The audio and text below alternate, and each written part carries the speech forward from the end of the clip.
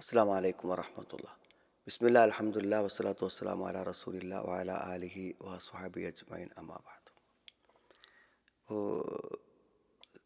കഴിഞ്ഞ വെള്ളിയാഴ്ച ജുമുഅ ഖുത്ബ കഴിഞ്ഞ് വന്നപ്പോൾ നമ്മുടെ പള്ളിയിൽ ഹിഫ്ളിന് പഠിക്കുന്ന ചെറിയ കുട്ടികൾ 6 വയസ്സ് 7 വയസ്സൊക്കെ ആയിട്ടുള്ള കുട്ടികൾ, അവർ അവിടുത്തെ ഉസ്താദുമാരുടെ നിർദ്ദേശപ്രകാരമായിരിക്കും ഒരു ഖുത്ബ കഴിഞ്ഞതിന് ശേഷം ആ ഖുത്ബയിൽ വന്നിട്ടുള്ള പോയിൻ്റുകൾ എന്താണെന്നൊരു ഡിസ്കഷൻ അവർ നടത്തും.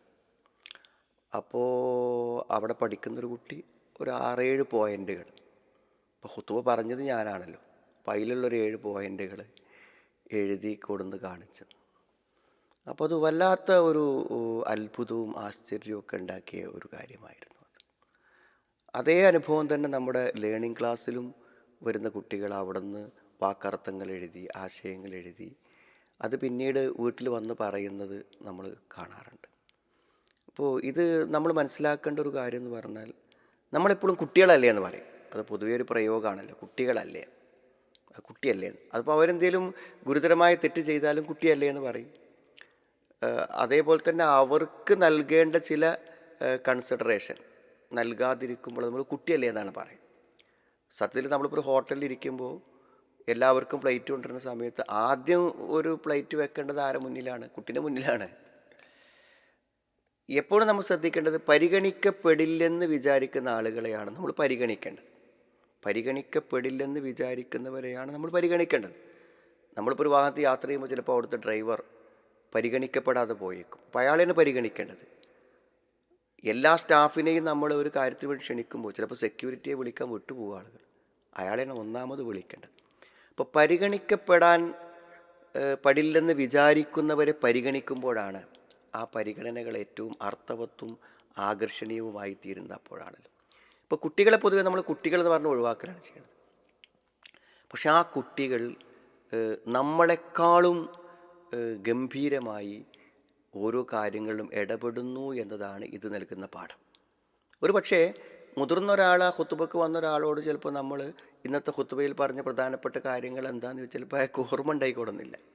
പക്ഷേ കുട്ടികൾ ആ മനസ്സോടുകൂടെ കേട്ട് അത് ഉൾക്കൊള്ളുന്നു എന്നുള്ളതാണ് ഏറ്റവും പ്രധാനം. അപ്പോൾ ഞാൻ വെറുതെ ചിന്തിച്ച് നോക്കി, നമ്മളൊക്കെ ചെറുപ്പ കാലഘട്ടങ്ങളിൽ പള്ളിയിൽ പോയിട്ട് ഖുത്ബ കേട്ടതിൻ്റെ പല ഓർമ്മകളും പല ആശയങ്ങളും ഇന്നും നമ്മുടെ ഓർമ്മയിൽ ഉണ്ടെന്നതാണ് വസ്തുത. അപ്പോൾ ഇതിന് നമുക്ക് നൽകേണ്ട കാര്യം എന്ന് വെച്ചാൽ 2 കാര്യങ്ങളാണ്. ഒന്ന്, നമ്മൾ കുട്ടികളെന്ന് പറഞ്ഞ് നമ്മൾ അവഗണിക്കരുത്.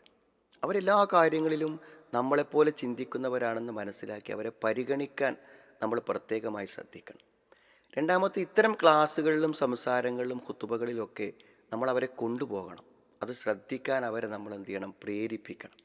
ഒരു പക്ഷേ അവിടെ ജീവിതത്തിൽ തന്നെ വളരെ വലിയ വഴിത്തിരിവുകൾ ഉണ്ടാവാൻ അത് കാരണമായേക്കാം. ചിലപ്പോൾ ഒരു ജുമാ ഖുത്ബയിൽ പങ്കെടുത്താൽ ഒരാഴ്ച ആ കുട്ടി ഒരു പക്ഷേ നമുക്ക് അതിൻ്റെ ഒരു അച്ചടക്കവും അതിൻ്റെ ഒരു ശാന്തതയും അതിൻ്റെ ഒരു കാഴ്ചപ്പാടൊക്കെ നമുക്കൊരു പക്ഷേ കുട്ടികളെ നമുക്ക് കാണാൻ പറ്റും. അവിടെ നമ്മുടെ പരിസരത്ത് നടക്കുന്ന നമ്മുടെ ലേണിംഗ് ക്ലാസ്സുകളാണെങ്കിലും നമ്മളെ ജുമാ ഖുത്ബകളാണെങ്കിലും ഒക്കെ നമ്മുടെ കുട്ടികളെ പങ്കെടുപ്പിക്കാൻ ശ്രമിക്കുക.